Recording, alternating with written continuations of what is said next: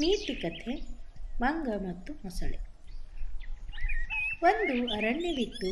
ಅರಣ್ಯದಲ್ಲಿ ಒಂದು ನೇರಳೆಯ ಹಣ್ಣಿನ ಮರವಿತ್ತು. ಆ ಮರದ ಮೇಲೆ ಮಂಗವು ನೇರಳೆ ಹಣ್ಣುಗಳು ತಿನ್ನುತ್ತಾ ಆನಂದದಿಂದ ಜೀವಿಸುತ್ತಿತ್ತು. ಅದೇ ಅರಣ್ಯದಲ್ಲಿ ಒಂದು ನದಿ ಇತ್ತು. ನದಿಯಲ್ಲಿ ಒಂದು ಮೊಸಳೆ ವಾಸ ಮಾಡುತ್ತಿತ್ತು. ಮೊಸಳೆ ಹಾಗೂ ಮಂಗನ ನಡುವೆ ಗೆಳೆತನ ಬೆಳೆದಿತ್ತು.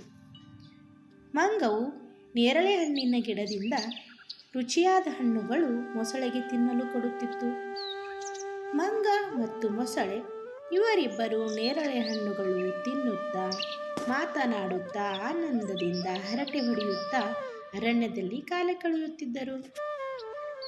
ಮುಂದೊಂದು ದಿನ ಗಂಡು ಮೊಸಳೆ ಹೆಣ್ಣು ಮೊಸಳೆಗೆ ಈ ಎಲ್ಲ ಸಂಗತಿಯು ಹೇಳಿತು. ಆಗ ಹೆಣ್ಣು ಮೊಸಳೆ ಅಂದಿತು, ದಿನನಿತ್ಯ ನೇರಳೆ ಹಣ್ಣು ತಿನ್ನುವ ಆ ಮಂಗನ ಹೃದಯ ಎಷ್ಟು ಸಿಹಿಯಾಗಿರಬೇಡ, ನನಗೆ ಆ ಮಂಗನ ಹೃದಯ ತಿನ್ನಲು ಬೇಕು ಎಂದು ಹಠ ಮಾಡಿತು. ಎಷ್ಟು ಹೇಳಿದರೂ ಅದು ಕೇಳಲೇ ಇಲ್ಲ. ಆಗ ಗಂಡು ಮೊಸಳೆ ಮಂಗನ ಹತ್ತಿರ ಬಂದು, ನಮ್ಮ ಮನೆಗೆ ನೀನು ಸಿಹಿ ಊಟಕ್ಕೆ ಬಾ, ನಿನಗೆ ಕರೆದುಕೊಂಡು ಹೋಗುತ್ತೇನೆ ಎಂದು ಹೇಳಿತು. ಆಗ ಮಂಗವು ಆನಂದದಿಂದ ಒಪ್ಪಿಕೊಂಡಿತು. ಮಂಗವು ಮೊಸಳೆಯ ಬೆನ್ನಿನ ಮೇಲೆ ಕುಳಿತುಕೊಂಡು ಹೊರಡುತ್ತದೆ.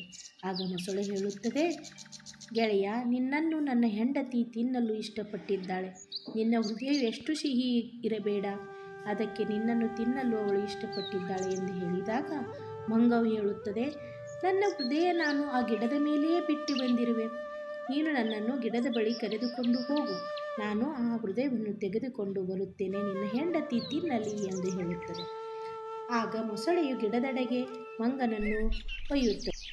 ಆಗ ಮಂಗವು ಮೊಸಳೆಯಿಂದ ಜಿಗಿದು ಮರದತ್ತ ಹೋಗಿ ಹೇಳುತ್ತದೆ, ಗೆಳೆಯ, ನೀನು ನನಗೆ ಮೋಸ ಮಾಡಿದೀಯ.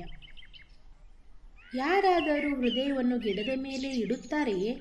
ಹೋಗು ಹೋಗು, ನನ್ನನ್ನು ನೀನು ಮೋಸ ಮಾಡಿದೆ ಎಂದು ಕಳಿಸಿಕೊಟ್ಟಿತು. ಈ ಕಥೆಯ ತಾತ್ಪರ್ಯ, ಶಕ್ತಿಗಿಂತ ಯುಕ್ತಿ ಮೇಲು. ಗೆಳೆತನದಲ್ಲಿ ಯಾವತ್ತೂ ವಿಶ್ವಾಸ ಬಹಳ ಮುಖ್ಯವಾಗಿರುತ್ತದೆ.